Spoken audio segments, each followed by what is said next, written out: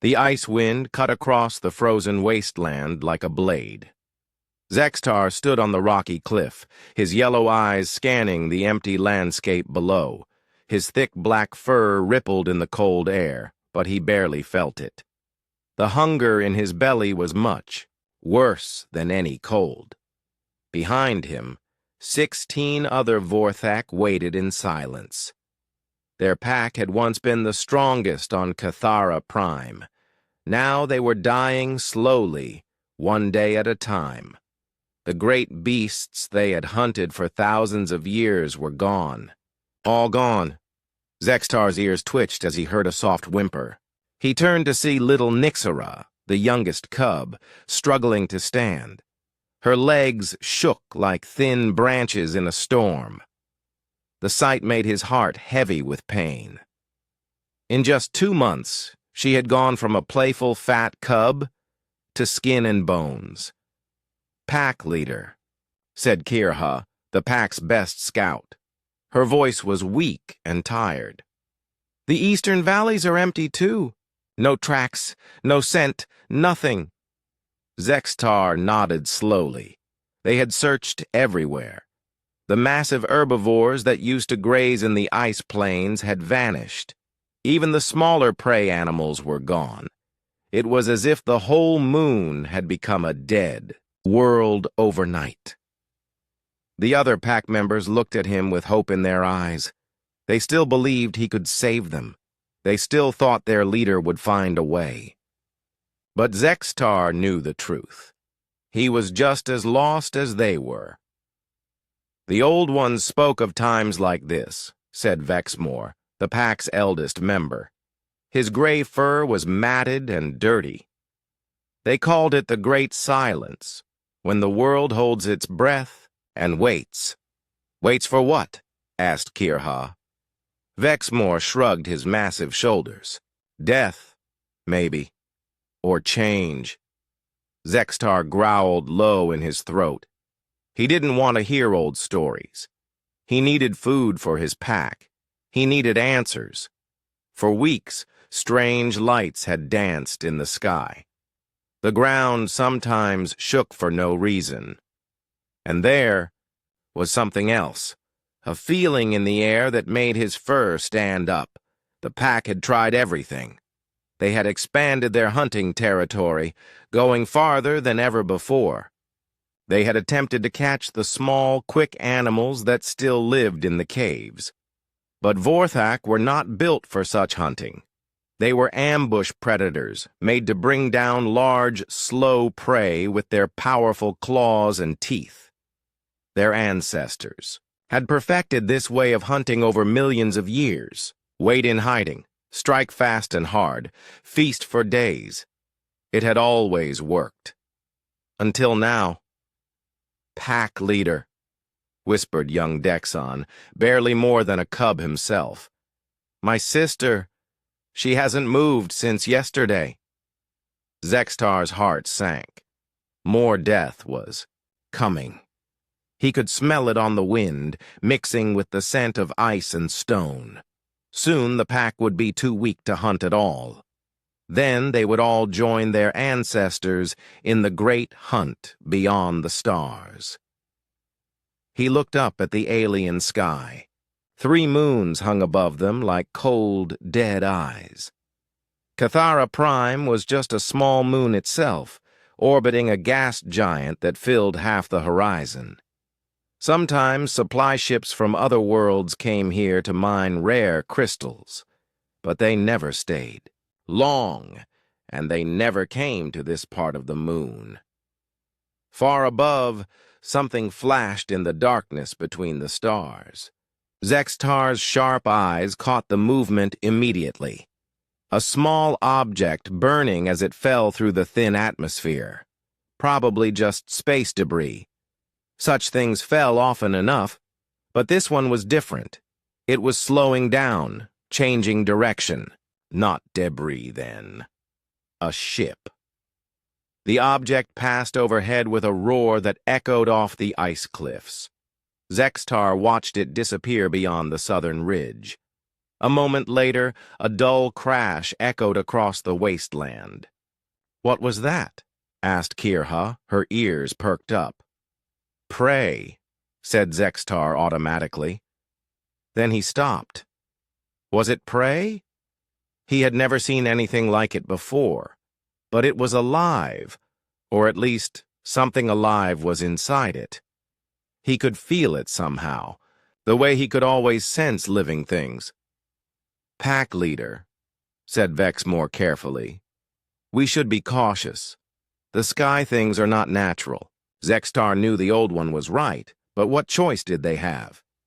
"We investigate," he decided. "Carefully." The pack moved across the frozen ground like shadows. Even weakened by hunger, they were still deadly predators. Their padded feet made no sound on the ice. Their dark fur blended with the rocks and shadows. The crash site was not far, just beyond a ridge of black stone. As they approached, Zextar caught a new scent, something he had never smelled before. Not quite like any animal he knew, but definitely alive. And warm. He signaled for the pack to spread out and stay hidden. Whatever had fallen from the sky, it might be dangerous. Or it might be food. Either way, they would approach as hunters. Zextar crept to the edge of the ridge and looked down. Below, a strange metal object lay broken in the snow.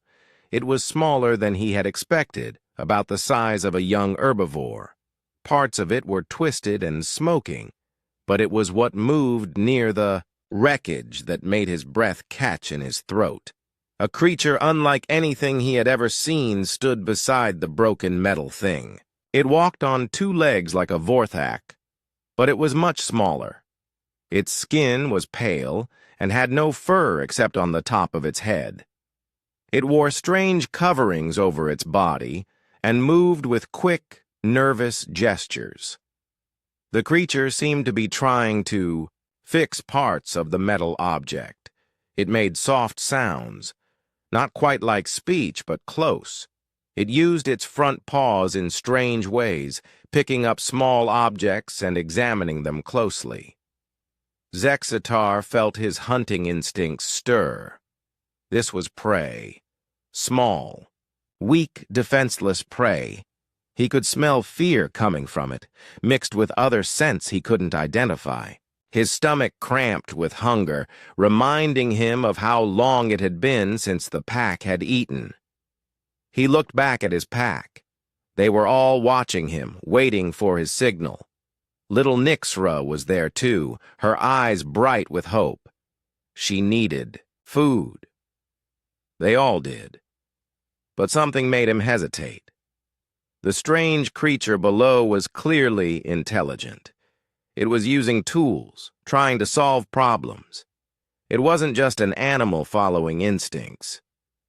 The creature suddenly looked up, as if it had sensed the watching eyes. Its small, round eyes met Zextar's across the distance. For a moment, neither moved. Then the creature did something that made Zextar's blood run cold. It raised its front paws slowly, showing empty palms in a gesture that somehow, impossible as it seemed, looked like a sign of peace. Jake Morrison's hands shook as he held them up in what he hoped was a universal gesture of peace. His heart hammered against his ribs so hard he was sure the massive creatures above could hear it.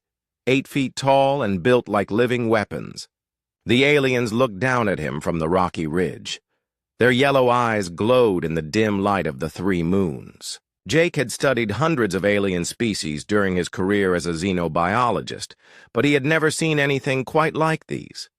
They looked like a cross between wolves and bears, but much larger. Their black fur was thick and shaggy, built for the frozen climate. Long claws gleamed on their front paws, and Jake could see rows of sharp teeth when one of them opened its mouth slightly. Predators. Definitely predators.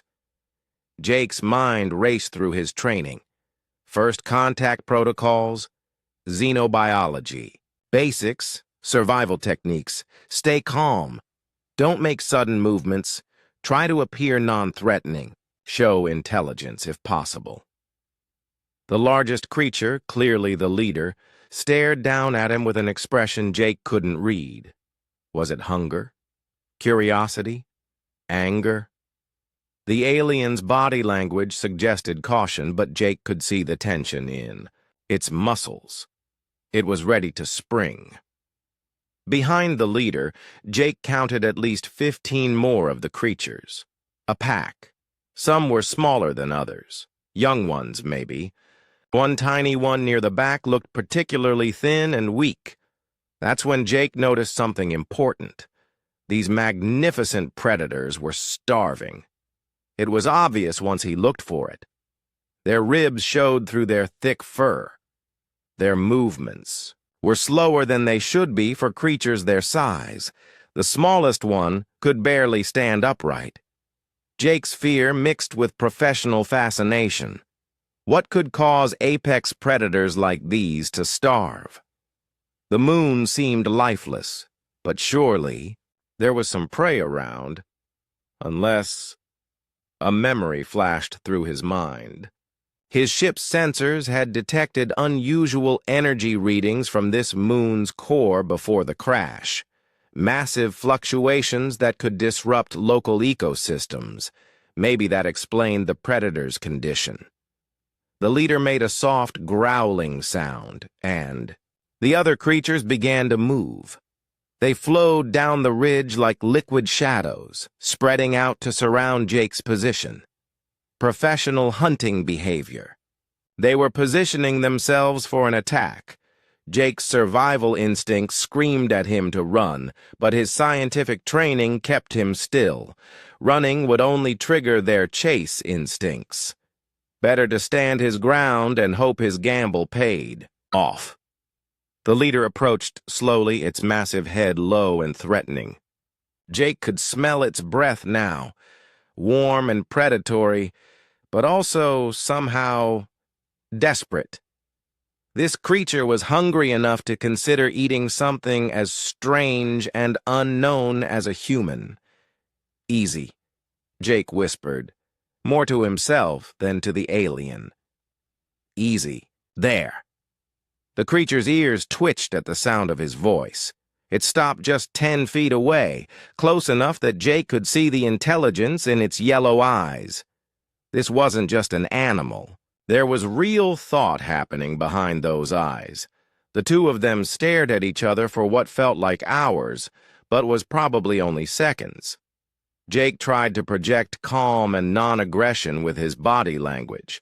The alien leader seemed to be weighing its options. Then one of the smaller creatures made a soft whimpering sound.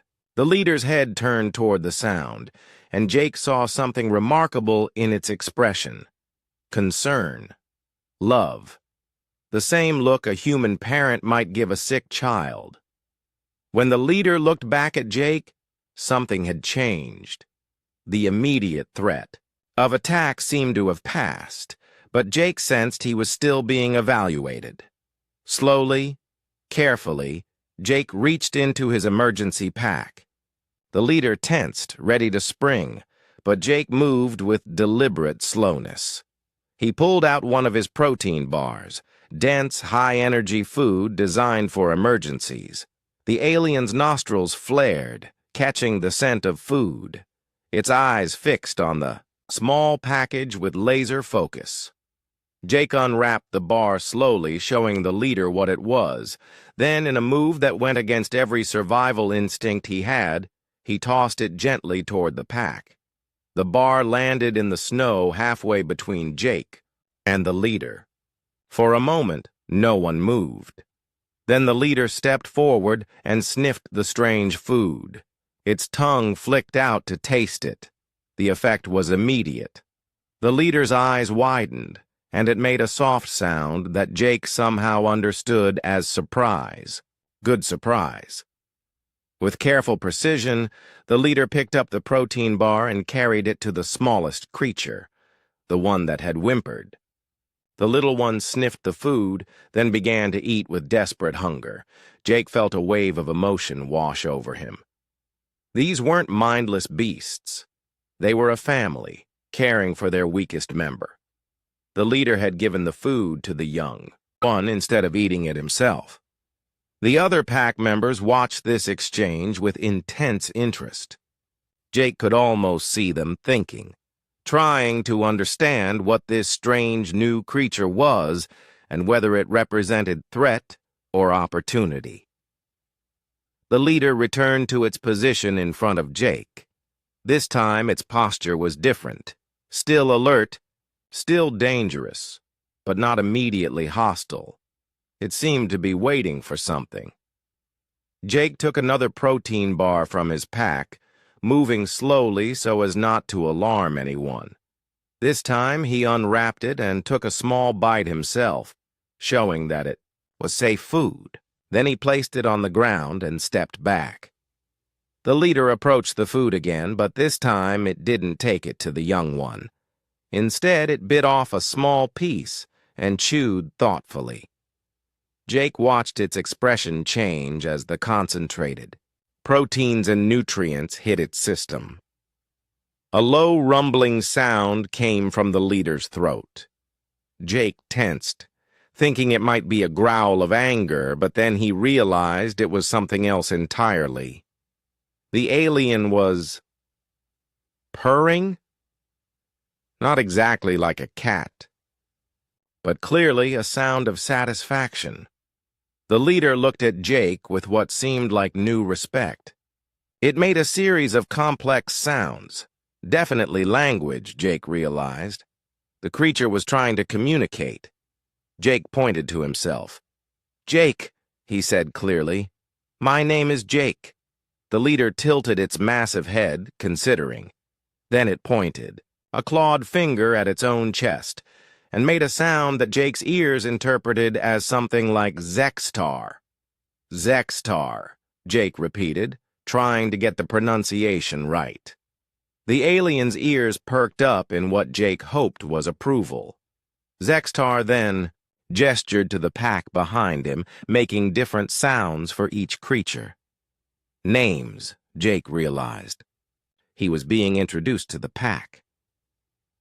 When Zextar pointed to the smallest one, the cub that had received the first protein bar, Jake heard something that sounded like Nixera. The little one looked up at the sound of her name, and Jake saw that she was already looking stronger after eating the high-energy food. Jake spent the next few minutes learning names and trying to pronounce them correctly. Kirha, who seemed to be a scout or second in command. Vexmore, an elderly pack member with gray fur. Dexan, who looked like a teenager in human terms. Each introduction was met with cautious interest from the pack. They were clearly intelligent, clearly social, and clearly desperate enough to consider trusting this strange alien who had fallen from the sky. As the moons moved overhead, Jake found himself in the most surreal situation of his career.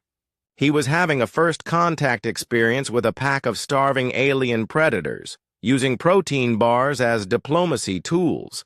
But it was working. Somehow, impossibly, it was working. When Zextar gestured toward the distant ice caves and made an inviting sound, Jake understood the offer. Shelter, safety, a chance to survive until rescue came, and maybe, just maybe, a chance to help these magnificent creatures survive too.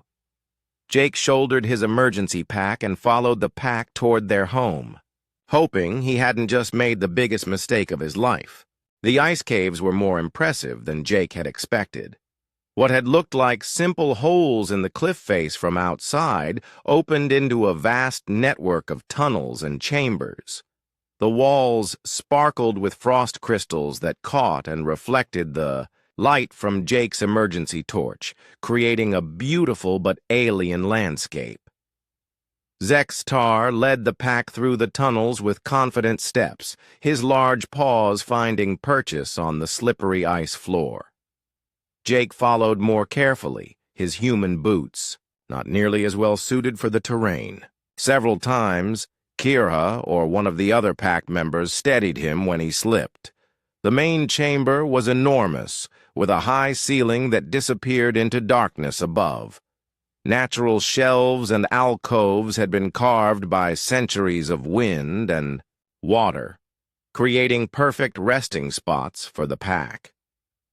Jake could see that this had been their home for a long time, but he could also see the signs of their current crisis.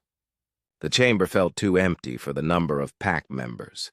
Scattered bones in one corner told a story of better times when prey was plentiful. Now those bones looked old and picked clean. Nixra, the youngest cub, immediately curled up in a small alcove lined with what looked like gathered moss and fur. The protein bar had given her energy, but she was still weak. Jake watched as her mother, a female he had learned was called Yelna, settled beside her and began grooming her gently. Zextar gestured for Jake to sit near the center of the chamber. The pack arranged themselves in a loose circle, with the leader closest to Jake. It was clearly a position of honor, but also one where they could watch him carefully. Jake pulled out his portable translation device, a small computer that could analyze alien languages and help build basic communication bridges. It wasn't perfect, but it was better than gestures alone. "Let's see if we can talk," Jake muttered, activating the device. The machine began recording the sounds the Vorthak made, analyzing patterns and trying to identify linguistic structures. It would take time to build a working vocabulary, but Jake had plenty of that. While the device worked, Jake observed the pack's behavior. They were clearly a tight-knit family group with complex social relationships. Zextar was the undisputed leader, but Jake noticed that the others often deferred to Vexmore, the elderly pack member, on certain matters. Kirha seemed to be the pack's primary scout and information gatherer. What struck Jake most was how they cared for each other. The stronger members shared their space with the weaker ones. They groomed each other and offered comfort through physical contact. When Dexon showed signs of distress, an adult female Jake hadn't been properly introduced to moved to comfort him, but they were all hungry.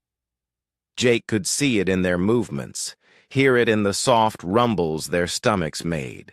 His few protein bars had helped, but they were nowhere near enough to feed 17 large predators. Jake's translation device beeped softly. It had identified several basic word patterns and was ready to attempt simple communication. "Zextar," Jake said, and the leader's ears perked up immediately. Jake pointed to himself and said, "Jake hungry," then made an exaggerated gesture of eating. Zextar's eyes lit up with understanding. He made a series of sounds that Jake's device translated as all hungry, long time hungry, prey gone. Prey gone, Jake repeated, and Zextar nodded vigorously. Over the next hour, Jake managed to piece together the basics of their situation. The Vorthak had traditionally hunted large herbivores that lived in herds on the ice plains, but something had driven all the large prey away. The pack had tried to adapt, but they were built for hunting big, slow targets, not the small, quick animals that remained. Jake's scientific mind immediately began working on the problem. These creatures were magnificent predators, but they were thinking like their ancestors. They needed to adapt their hunting strategies to the new reality. "Show me," Jake said, using gestures to indicate he wanted to see how they normally hunted. Zextar seemed puzzled by the request, but after some discussion with the pack, he agreed. Several of the stronger members began demonstrating their hunting techniques. Jake watched as they showed him their traditional ambush methods. It was impressive. They could move with incredible stealth despite their size, coordinate complex attacks, and bring down prey much larger than themselves. But it was all designed for specific types of prey that no longer existed. What prey? Still here? Jake asked through his device. Kirha responded with what the translator interpreted as small fast things, burrow deep, hard catch. Jake nodded. He was getting an idea. Show me small fast things. The next morning, Kirha led Jake and several pack members to a series of ice formations about a mile from the caves. Jake's breath formed white clouds in the thin air as they moved across the frozen landscape. At the ice formations, Kirha pointed to small holes in the snow and ice. The holes were perfectly round and went deep into the ground. Jake knelt and examined them carefully. Tunnel dwellers, he murmured. Probably adapted for the cold climate. As if summoned by his words, a small creature poked its head out of one of the holes. It looked like a cross between a rabbit and a ferret, with thick white fur and large black eyes. It saw the group and immediately disappeared back into its tunnel. Jake watched the hole for several minutes, noting how the creature's behavior patterns worked. It would emerge cautiously, look around for threats, grab some ice moss growing nearby, then dart back to safety. The whole process took less than 10 seconds. Fast, agreed Kirha when Jake pointed this out. But predictable, Jake said, though. He knew she couldn't understand him yet. Jake spent the rest of the day observing the tunnel creatures and taking notes. They followed regular patterns, coming out to feed at certain times, using specific routes between holes, always staying within a few feet of safety. That evening, back in the caves, Jake tried to explain his observations to the pack. Using his translation device and simple drawings on the ice floor, he showed them what he had learned. Small prey has patterns, he said. Comes out same time, goes same places. Zextar listened intently, but Jake could see confusion in his eyes. This was a completely different way of thinking about hunting. Jake tried a different approach. He used rocks to represent the tunnel creatures and showed how they moved in predictable patterns. Then he used larger rocks to represent Vorthak hunters, and demonstrated how they could position themselves to intercept the prey instead of chasing it. Wait for prey to come to you, Jake explained. Not chase prey. Vexmore made a sound that Jake's device translated as against tradition. Jake nodded. Yes, against tradition, but tradition not working now. That sparked a long discussion among the pack. Jake couldn't follow most of it, but he could sense the conflict. These were proud hunters with thousands of years of cultural tradition. Asking them to change their methods was like asking them to change who they were, but hunger was a powerful motivator. Little Nixra was looking stronger after the protein bars, but she was still painfully thin. Several other pack members were showing signs of serious malnutrition. Finally, Zextar made a decision. He looked at Jake and made a sound that the translator interpreted as, "Show us." Jake felt a mixture of excitement and terror. He was about to try to teach apex predators how to hunt. If he was wrong, if his methods didn't work, the pack would likely die, and they might blame him for wasting their time and energy. But if he was right, if human hunting techniques could adapt to help these magnificent creatures, he might save them all. Tomorrow, Jake said. Tomorrow we try new way. As the pack settled down for the night, Jake stared up at the ice ceiling and hoped he knew what he was doing. In a few hours, he would either prove that human adaptability could help even alien predators survive, or he would watch a proud species take another step toward extinction. Either way, there was no turning back now. Jake woke before dawn to find Zexitar already awake, staring at him with those intelligent yellow eyes. The pack leader had been thinking all night, Jake realized, probably weighing the wisdom of trusting an alien's hunting advice against the certainty of slow starvation. "Ready?" Jake asked, checking his translation device.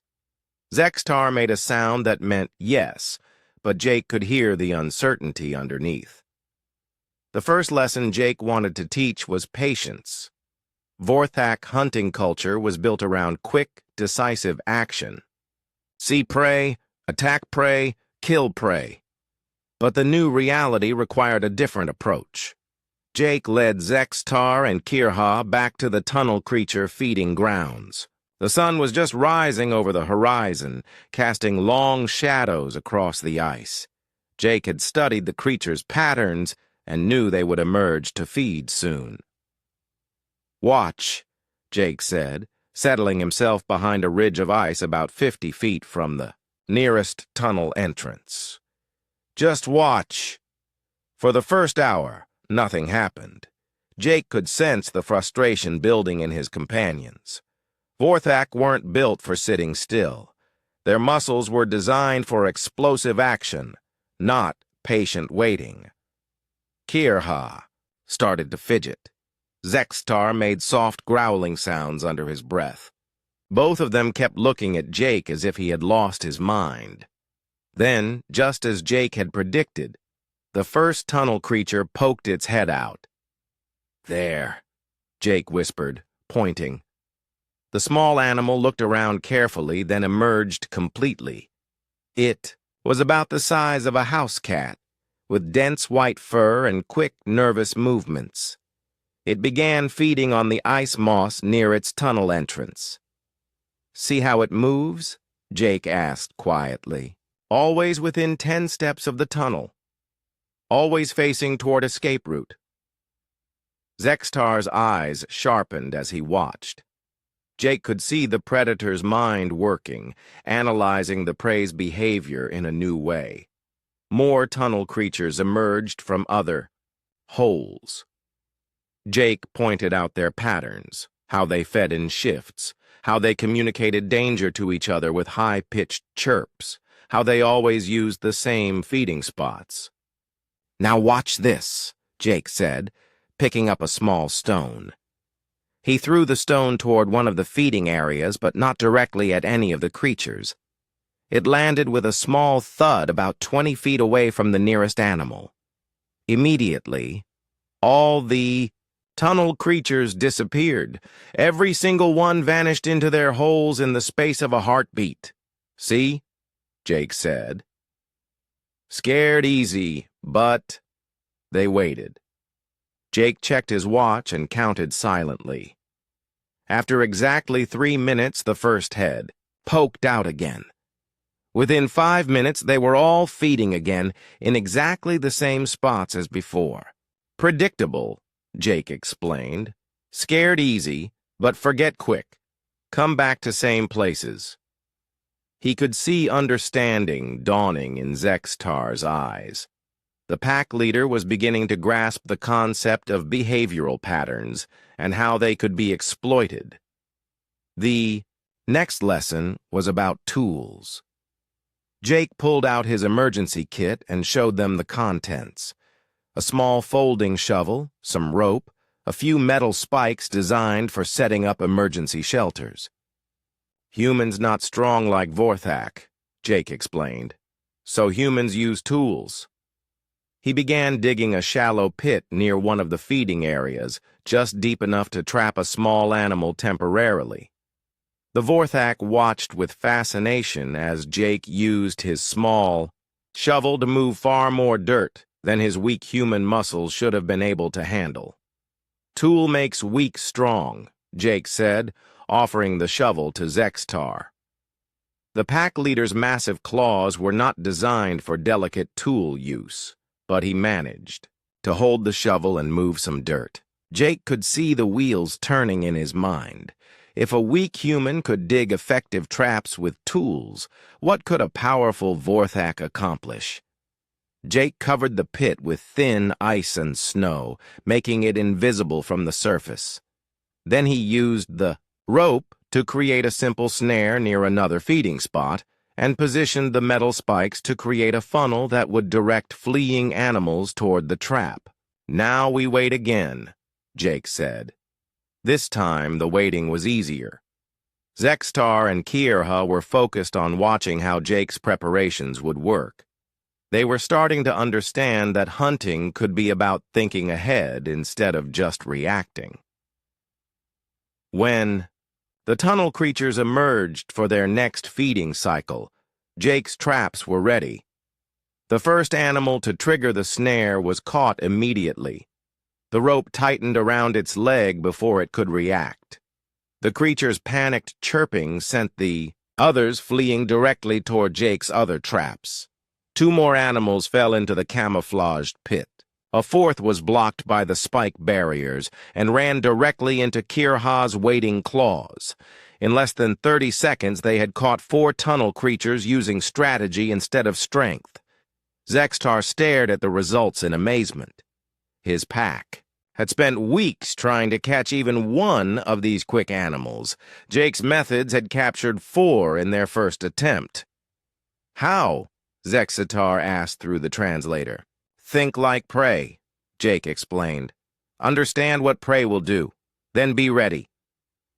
They returned to the caves with their catch, and Jake could see the excitement building in the pack. The other members gathered around as Zextar and Kirha explained what they had learned. But Jake knew that one successful hunt wasn't enough. The pack needed to understand the principles behind the success, not just copy his specific methods. Over the next few days, Jake worked with different pack members, teaching them to think about hunting in new ways. He showed them how to read animal tracks, not just to follow prey, but to predict where it would go next. He taught them to look for feeding patterns, escape routes, and behavioral triggers. The hardest part was getting them to embrace tools. Vorthak. Culture valued natural strength and skill. Using artificial aids felt like cheating to many of them. Dexon was the first to really embrace the new methods. The young Vorthak had the flexibility of youth and wasn't as set in traditional ways. Jake taught him to make simple snares from plant fibers and to dig effective pit traps using his claws more efficiently. Vexmore was the most resistant. The elderly pack member had lived through countless successful hunts using traditional methods. To him, Jake's techniques seemed like admitting that Vorthak ways were wrong. "Ancestors hunted without tools," Vexmore argued one evening as the pack shared their latest catch. "Ancestors had different prey," Jake replied through his translator. "Different problems need different solutions." The breakthrough came when little Nixra managed to catch her first tunnel creature using one of Jake's snares. The cub was still too weak for traditional hunting, but the new methods allowed her to contribute to the pack's food supply. When Vexmore saw the pride in the young one's eyes as she presented her catch to the pack, something changed in his expression. These weren't just survival techniques anymore. They were ways for all pack members to contribute, regardless of their physical strength. That night, Jake found Vexmore practicing with a simple digging stick Jake had made from salvaged metal. The old Vorthak was working clumsily but determinedly, trying to master the alien concepts. "Hard to teach old hunter new ways," Vexmore admitted when he noticed Jake watching. "But possible," Jake said. "Always possible to learn." As the days passed, Jake introduced more advanced concepts. He taught them about creating hunting blinds for concealment, using scent trails to guide prey into ambushes, and coordinating multiple trap sites for maximum efficiency. The pack's success rate improved dramatically. They were catching enough food to not just survive, but to begin recovering their strength. Nixra was playing again, her energy restored by regular meals. The other pack members were moving with more confidence and vigor, but Jake knew this was just the beginning. He had taught them to catch small prey, but winter was coming, and they would need more food than tunnel creatures could provide. The bee techniques would have to scale up, and that would require the pack to think even more differently about what it meant to be hunters. More importantly, word of their success was spreading. Jake had noticed signs that other Vorthak packs were moving through their territory, drawn by the scent of successful hunts. Soon they would have to deal with competition from other starving predators. The real test of everything Jake had taught them was still ahead. The successful hunt changed everything. Jake watched as Zexatar's pack moved with renewed confidence across the frozen landscape, their bellies full for the first time in months. But he also noticed something else. They weren't alone. Fresh tracks in the snow told the story. Other Vorthak packs were moving through the area, drawn by the scent of fresh kills. Jake counted at least 3 different sets of tracks, probably representing 30 or more additional predators. "Company coming?" Jake said to Zextar as they examined the tracks together. The pack leader's expression darkened. "Rival packs, hungry like we were." Jake's translation device had improved significantly over the past weeks, allowing for more complex conversations. He could now understand most of what the pack members said to each other, and they were getting better at understanding him. "What will they do?" Jake asked. "Challenge us," Zextar replied grimly. "Want our territory, want our hunting grounds." Jake felt a knot form in his stomach. He had helped one pack survive, but in doing so, he might have created a bigger problem. If multiple starving packs converged on this area, the competition could turn violent quickly. That afternoon, the first rival pack appeared. Jake was working with Kira and Dexon to set up an expanded trap network when the warning call came from their scouts. A pack of 12 Vorthak was approaching from the eastern ridge, moving with the careful aggression of desperate predators. Zextar immediately called his pack together. Jake watched as they arranged themselves in traditional defensive positions, ready for combat. The sight was both magnificent and terrifying. 17 powerful predators preparing for battle. The rival pack, led by a scarred female Jake learned was called Hexara, stopped just outside fighting range.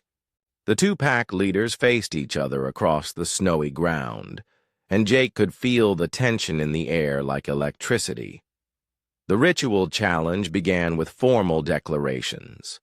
Each leader announced their pack's strength, their hunting prowess, their right to the territory. Jake couldn't follow all the traditional language, but the meaning was clear. This would end in bloodshed unless something changed. "Wait!" Jake called out, stepping between the 2 packs. Both groups turned to stare at him in surprise. A small alien interrupting a formal challenge was probably unprecedented in Vorthak culture. "There is enough," Jake said, gesturing to the hunting grounds around them. "Enough for all packs." Hexara made a sound that Jake's translator interpreted as scornful laughter. "Small alien does not understand. Territory belongs to strongest pack." "Territory belongs to smartest pack," Jake replied. "And smart pack shares knowledge." He could see confusion in the eyes of both packs. Sharing hunting knowledge with rivals went against every instinct they had. Jake pulled out one of his remaining protein bars and broke it into pieces. He threw the pieces between the 2 packs, creating a neutral zone. "Watch," he said. Then Jake began to demonstrate the hunting techniques he had taught Zextar's pack. He showed how to read tunnel creature patterns, how to set effective snares, how to coordinate multiple traps for maximum success. Hexara's pack watched with growing fascination. These techniques were clearly working. They could smell the evidence. Of recent successful hunts on Zextar's pack members? Your pack learns this? Hexara asked Zextar directly. Zextar looked at Jake, then back at his rival. Jake could see the internal struggle on the pack leader's face. Sharing their advantage could eliminate their edge over the competition, but it might also prevent a costly battle. Human teaches, Zextar said finally. Human teaches all who listen. Jake felt a surge of pride and hope. Zextar was choosing cooperation over conflict. Hexara considered this for a long moment. Her pack was clearly desperate. Jake could see the signs of starvation he had learned to recognize. They needed food more. Then they needed pride. Show us, Hexara decided. Over the next few hours, Jake demonstrated his hunting techniques to the combined packs. It was surreal. Former enemies working together to learn new survival skills from an alien visitor. The language barrier made things difficult, but the practical demonstrations spoke for themselves. When Jake's traps caught 6 tunnel creatures in a single coordinated effort, both packs understood the power of these new methods. But Jake also saw the practical problems. The hunting grounds could support both packs, but only if they coordinated their efforts instead of competing. Having 2 groups setting traps in the same area would be inefficient and might even be counterproductive. Need territory agreement? Jake explained to both pack leaders. Different hunting areas. Share information, not ground. This led to intense negotiations between Zextar and Hexara. Vorthak territorial disputes usually ended in combat, but these were desperate times. Both leaders seemed willing to try something new.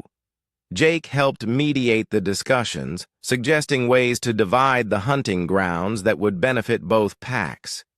He proposed that they share information about prey movements and coordinate their hunting schedules to avoid interfering with each other.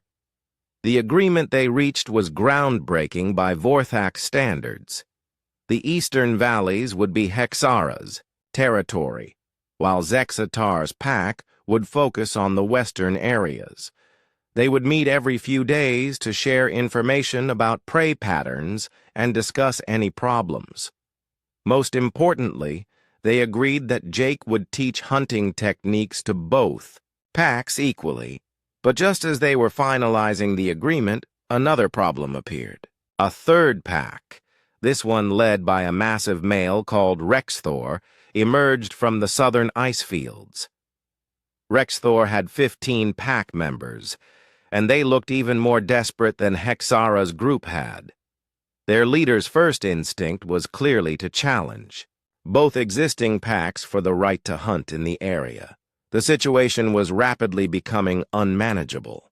3 starving packs in the same territory was a recipe for disaster, even with Jake's hunting innovations. Too many, Kirha whispered to Jake. Not enough prey for 3 packs.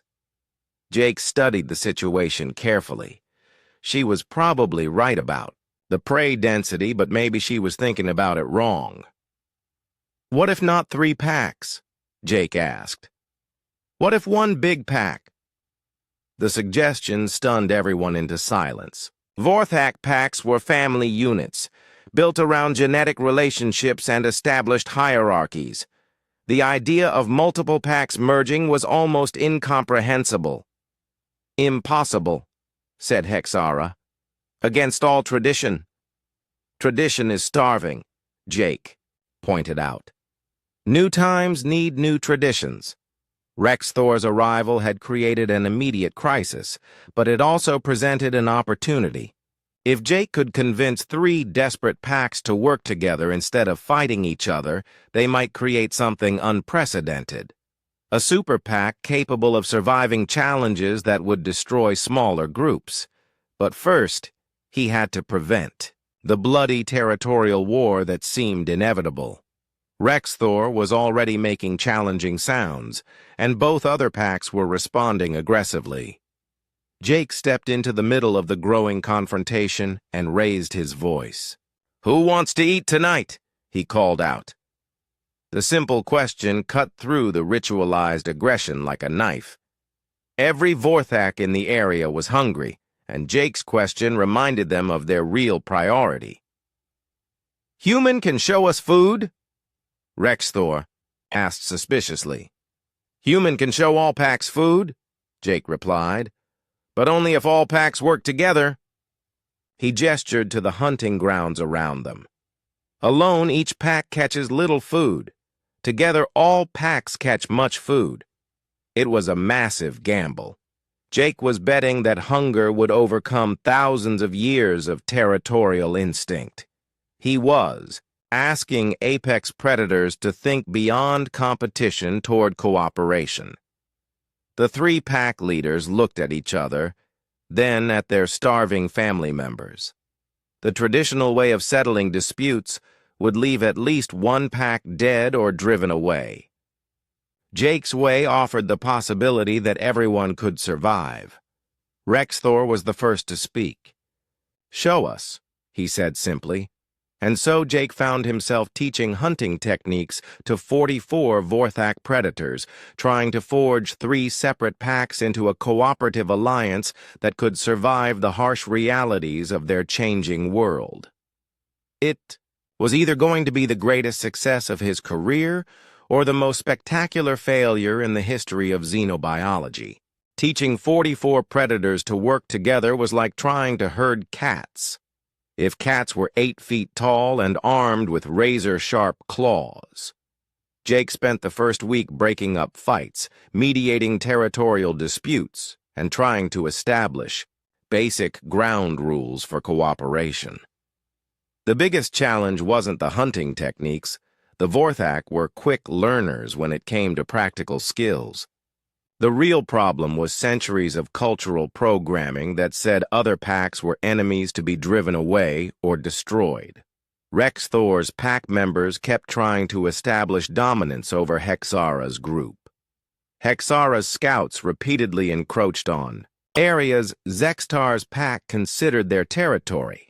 Even when they were working together on hunting exercises, old rivalries would flare up over seemingly minor issues.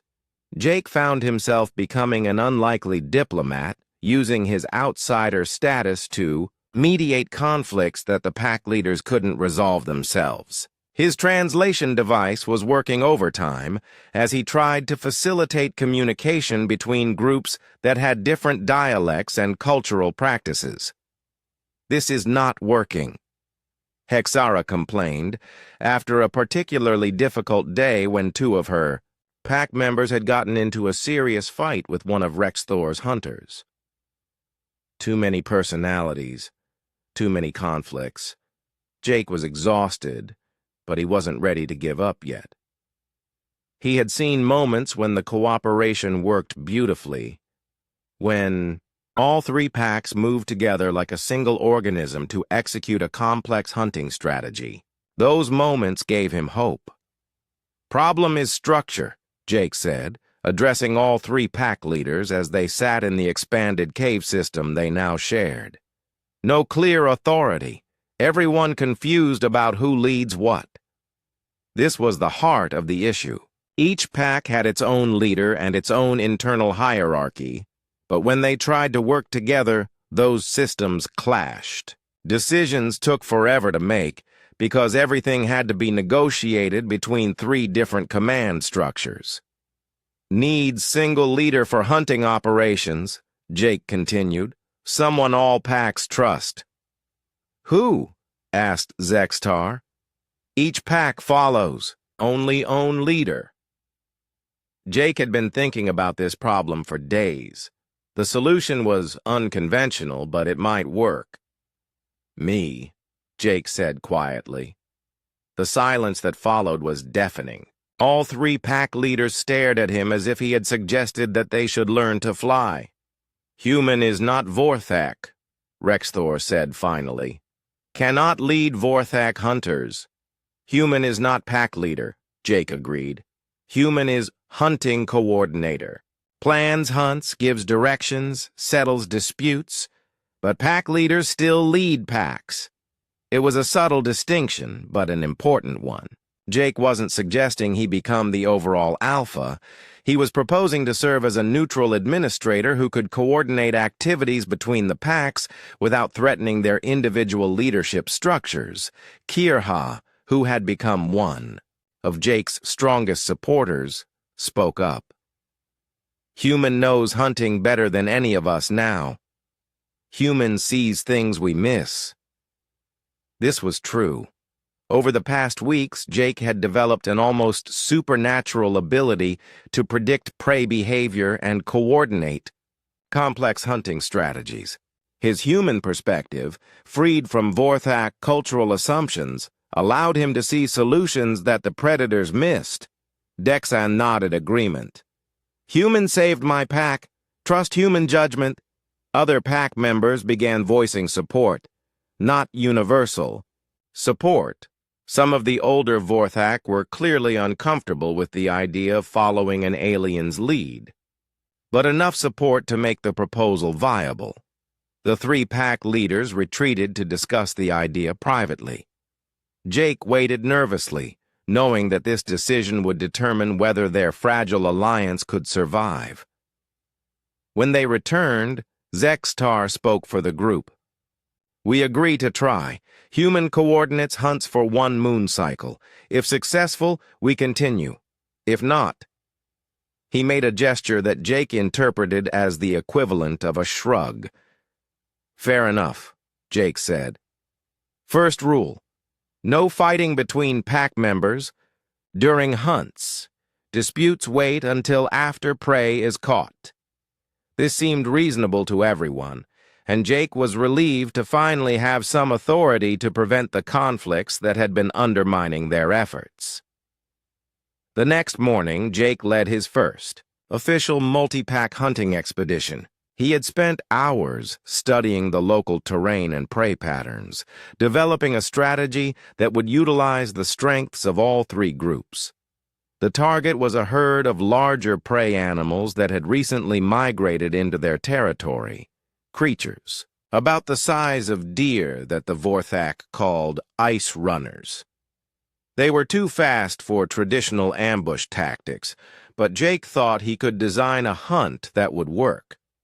"Hexara's pack takes the northern approach," Jake directed, using his translation device to address the entire group. "Fast and quiet. Your job is to drive the herd toward the canyon mouth." Hexara's pack members were the best at stealth movement, making them ideal for the herding role. "Rexthor's pack positions at the canyon mouth," Jake continued. "Set up, blocking positions to prevent escape. But don't attack until signal." Rexthor's pack included several of the largest and strongest Vorthak, perfect for blocking escape routes.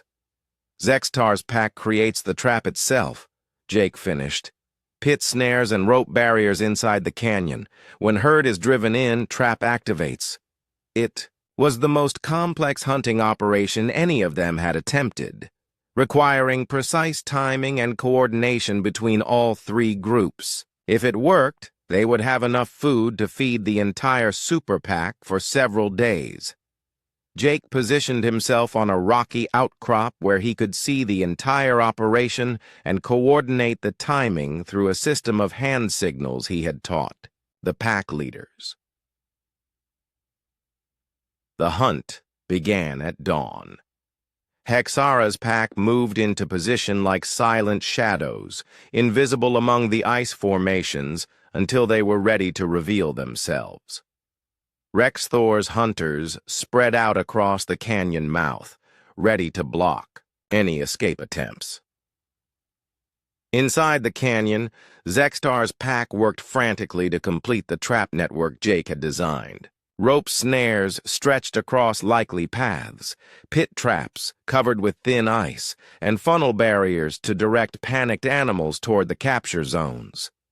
Jake watched through his binoculars as the ice runners grazed peacefully in the valley, unaware of the complex trap being set around them.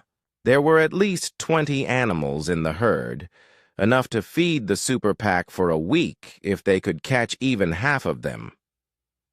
The moment of truth came when Jake gave the signal to begin. Hexara's pack emerged from concealment simultaneously, creating a coordinated drive that pushed the ice runners directly toward the canyon.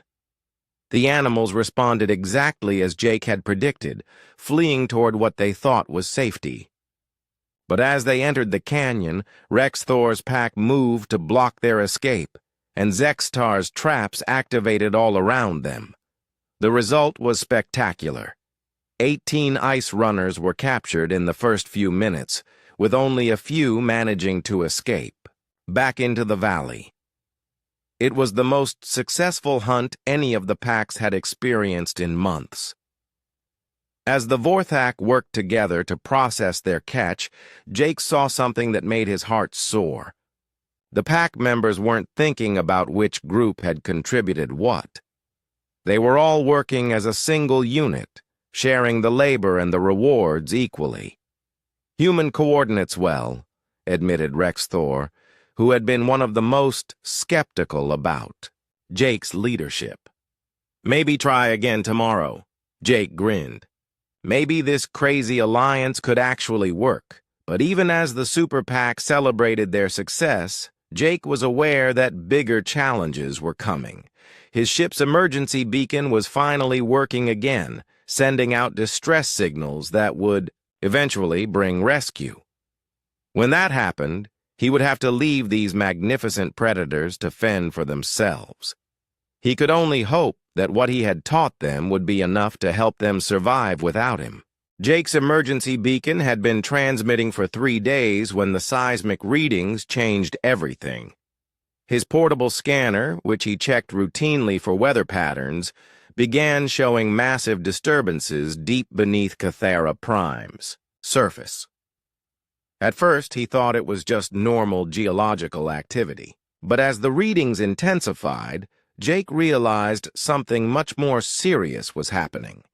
The energy signatures matched theoretical models he had studied of massive dormant life forms, creatures so large they could be mistaken for geological features. Problem, Jake announced to the 3 pack leaders as they gathered for their daily hunting coordination meeting. Big problem underground. He showed them his scanner readings, though the Vorthak had no context for understanding the technical data. What they could understand was the worry in Jake's voice. The disappearing prey, Jake explained, pieces of a terrible puzzle falling into place. The energy disruptions, something huge is waking up under the ground. Zextar's ears flattened against his skull. Old stories speak of the deep sleeper.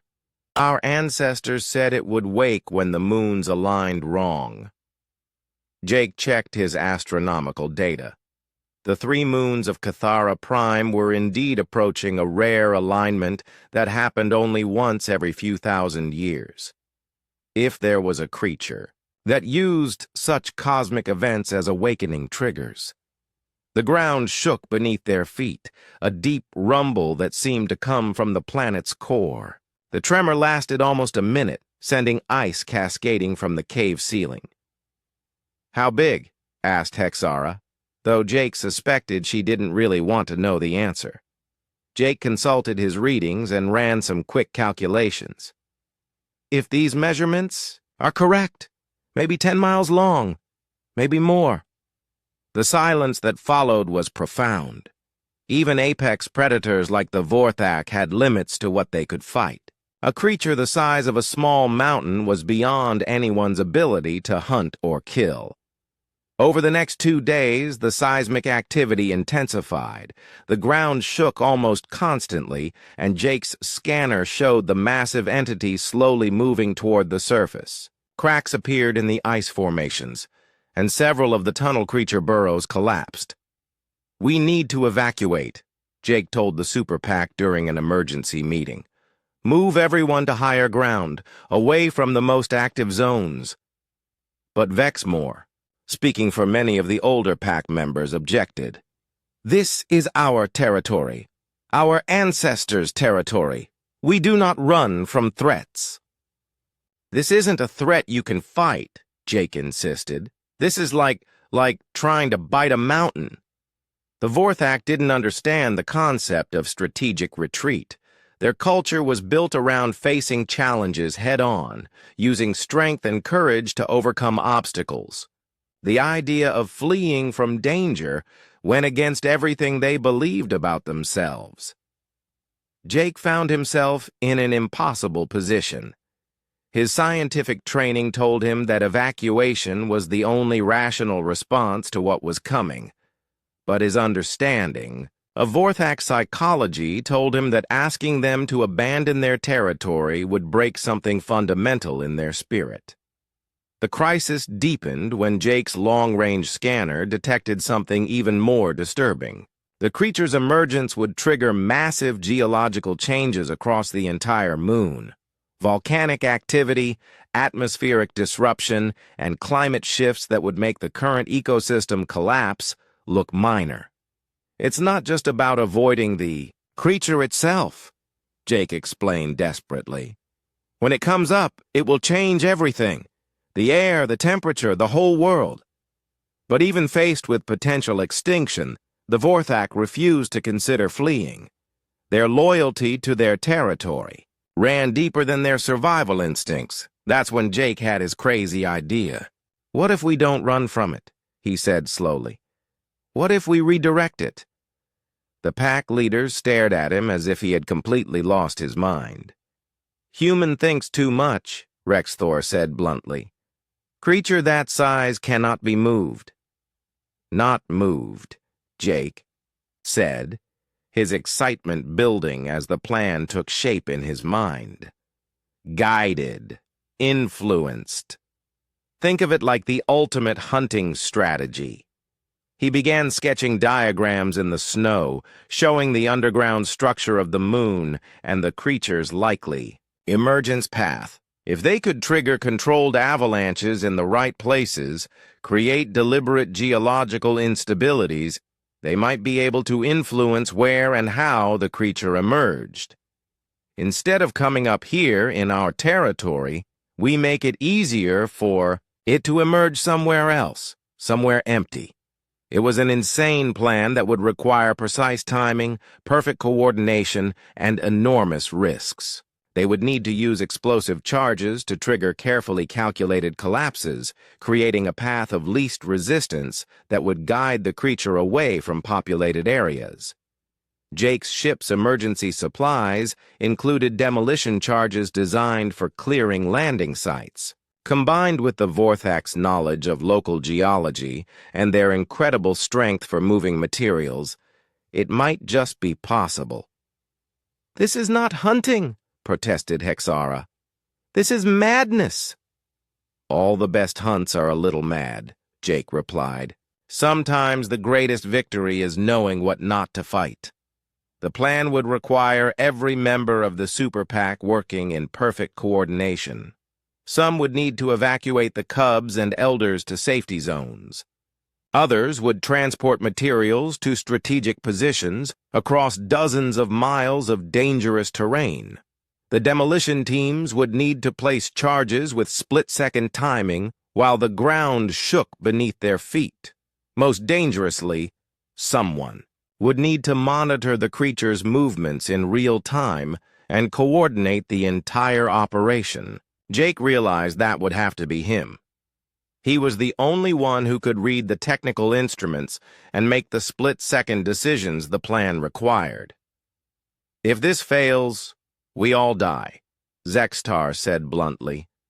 "If we do nothing, we all die anyway," Jake replied. "At least this way we die fighting."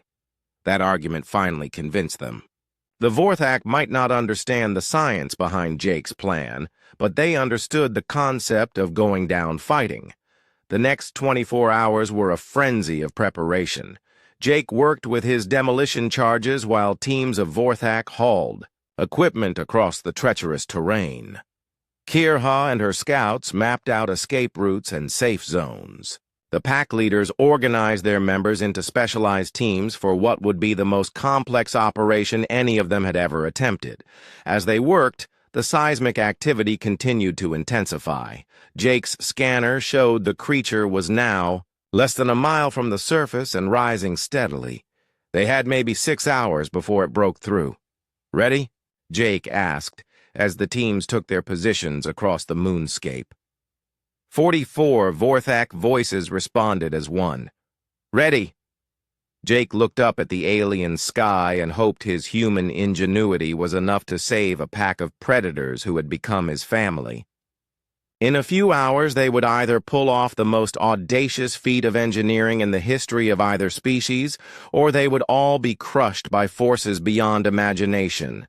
Either way, they would face it together. The ground beneath Jake's feet vibrated like a drum as he crouched over his scanner, watching the massive life form rise toward the surface.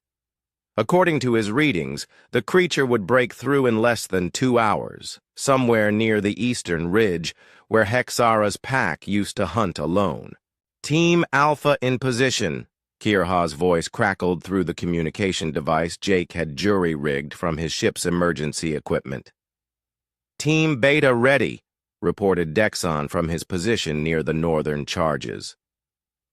One by one, the demolition teams checked in. 44 Vorthak spread across 20 miles of frozen terrain, each team positioned at carefully calculated points where explosive charges would trigger controlled avalanches and underground collapses. Jake's plan was elegant, in its simplicity and terrifying in its complexity. Instead of trying to stop the creature's emergence, they would create a path of least resistance that would guide it away from their territory. Like the ultimate hunting strategy, not killing the prey, but making it go where you wanted it to go.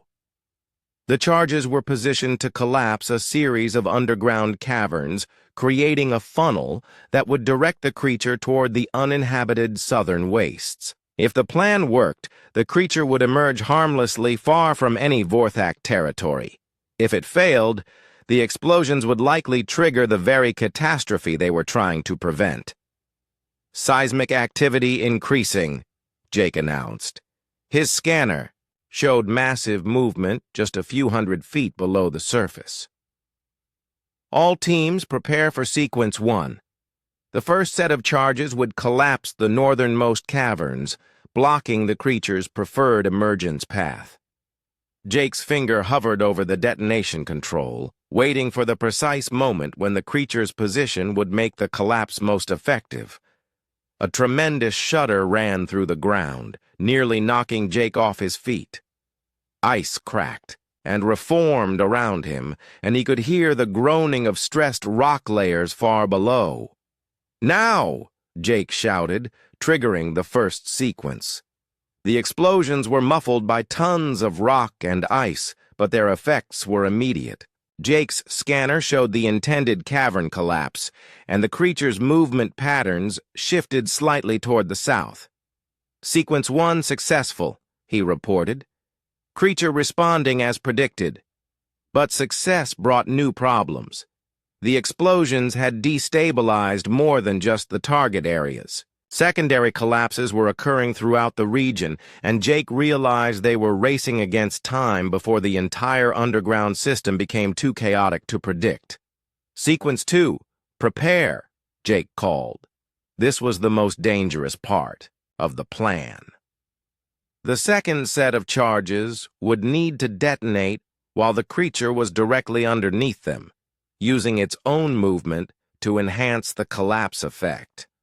The timing had to be perfect, too early, and the creature would push through. Anyway, too late, and it would emerge in the wrong location. Jake watched his scanner as the massive entity approached the trigger point. He could barely comprehend what he was seeing. a life form so enormous that its movements registered like geological events. "Team Beta, status?" he called. "Ready," Dexon replied, though Jake could hear the tension in the young Vorthak's voice. The creature reached the optimal position. Jake held his breath and triggered Sequence 2. This time, the explosions were much more violent. The ground heaved and buckled, and Jake was thrown to his knees as the entire ridge system shifted. Through his scanner, he watched as massive underground chambers collapsed in a carefully orchestrated cascade. The creature's response was immediate and dramatic. Instead of continuing toward their territory, it turned sharply southward, following the path of least resistance that Jake's explosions had created. "It's working!" Jake shouted into his communicator. "All teams, prepare for final sequence!" But even as he spoke, Jake realized something was wrong. The creature was moving faster than his calculations had predicted, and it was bigger than his worst estimates. The redirected emergence would still cause massive environmental damage, just in a different location. More importantly, several of his demolition teams were positioned too close to the new emergence zone. If the creature broke through where Jake now predicted it would, Teams Gamma and Delta would be directly in the impact area. "Gamma and Delta, evacuate immediately," Jake ordered. "Move to fallback positions." But the ground was shaking so violently that movement was nearly impossible. Jake watched in horror as his scanner showed the creature approaching the surface directly beneath Rex Thor's position. There was no time for a careful evacuation. Jake made a split-second decision that went against every safety protocol he had. "Ever learned? Final sequence, emergency trigger," he called. "All teams, brace for impact." He detonated the remaining charges simultaneously, creating a massive explosion that could be heard across the entire moon. The blast was designed to split the creature's emergence across multiple smaller openings instead of one catastrophic breakthrough. For a moment that lasted forever, the world held its breath. Then the creature emerged. It wasn't a single breaking through. Jake's final explosions had worked. Instead of one devastating emergence, the creature surfaced in dozens of smaller sections across the southern wastes. Like a massive snake breaking through ice in segments, it rose from the ground in a display that was both terrifying and beautiful. Jake stared in awe as sections of the creature became visible. It was unlike anything in Earth's fossil record, part geological formation, part living organism. Crystalline structures along its body pulsed with bioluminescent patterns, and it moved with the slow, deliberate grace of something that had been sleeping for millions of years. But most importantly, it was emerging exactly where Jake had intended, far from any Vorthak territory, in areas that were already lifeless and barren. "All teams report status," Jake called into his communicator. One by one, the teams checked in. Some injuries from the violent ground shaking, but no casualties. Rex Thor's team had been thrown around badly, but they had managed to reach safety before the final emergence. As the dust settled and the seismic activity calmed, Jake realized they had actually done it. They had successfully redirected a creature the size of a mountain, using nothing but explosives, teamwork, and careful planning. The creature, now fully emerged, seemed to settle into a new dormancy. Its bioluminescent patterns faded to a dim glow, and it stopped moving. According to Jake's readings, it was going back to sleep, but in a new position that wouldn't threaten the local ecosystem. Over the next few days, the environmental effects became clear. The creature's emergence had indeed changed the moon's atmospheric composition and geology, but the changes were localized to the southern regions. The northern territories where the Vorthak lived were largely unaffected. More importantly, the prey animals began returning. With the creature no longer restless beneath the surface, the energy disruptions that had driven away the herbivores ceased. Within a week, the ice plains were showing signs of their old abundance. Jake's rescue ship arrived 2 days after the creature's emergence, drawn by his emergency beacon. As he prepared to leave, he found himself surrounded by 44 Vorthak, who had become more than allies. They had become family. "Humans saved us all," Zextar said formally. "Pack will remember always." But Jake knew the real truth. He hadn't saved them. He had simply helped them save themselves. The courage, determination, and willingness to work together had come from the Vorthak themselves. He had just provided a different perspective on problems they already had, the strength to solve. "What will you do now?" Jake asked, looking at the 3 pack leaders who had learned to function as a unified command structure. "Continue together," Hexara replied. "Super Pack is stronger than separate packs." Rex Thor nodded agreement. "Young ones will grow up knowing cooperation. Will teach their cubs same lessons." Jake smiled. The Vorthak had learned something more valuable than hunting techniques. They had discovered that their greatest strength wasn't their individual prowess as predators, but their ability to work together toward common goals. As his rescue ship prepared for departure, Jake took one last look at the frozen landscape of Cathara Prime. In the distance, he could see small groups of Vorthak working together to set up expanded hunting territories, their movements coordinated and purposeful. They didn't need him anymore. They had adapted, evolved, and grown beyond their original limitations. They had learned that survival wasn't about being the strongest predator. It was about being smart enough to change when change was necessary. Jake climbed aboard his rescue ship, carrying with him the memory of magnificent predators who had taught him that sometimes the best way to hunt the future was together. Behind him, the Vorthak Super Pack began their evening hunt, moving across the ice with the fluid coordination that had become their new nature. They were no longer just survivors. They were architects of their own destiny, building a future where cooperation was valued as much as strength. The pack that had once been starving was now thriving, and they would pass their hard-won wisdom to generations yet to come. In the end, that was the greatest hunt of all, the hunt for a better tomorrow.